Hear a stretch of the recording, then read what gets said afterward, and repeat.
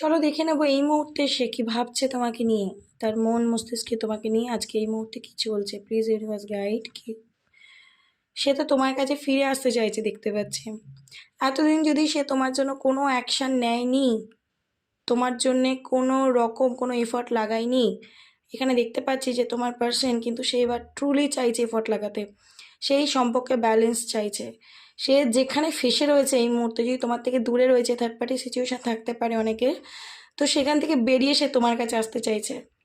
সে আর কোনো বাঁধনে বেঁধে থাকতে চায় না, কারণ সে তোমার ভ্যালু ওর লাইফে কতটা বুঝে গেছে, তোমার লাভ, ট্রু লাভটা ফিল করতে শিখে গেছে, বুঝে গেছে যে তুমি কতটা ট্রু ছিলে, আর ও যাদেরকে চুজ করছিল তারা কতটা ফেক ছিল। তো সে সব কিছুকে পেছনের মোহ মায়া টানকে ফেলে সে তোমার দিকে মুভ করছে বলে দেখতে পাচ্ছি। সে অ্যাকশানে আসছে, তার মধ্যে সেই স্ট্রেংথ পাওয়ারটা আসছে যে সে তোমার জন্য কোনো এফার্ট লাগাবে। ওকে, তো so claim this energy and thank you so much, god bless you.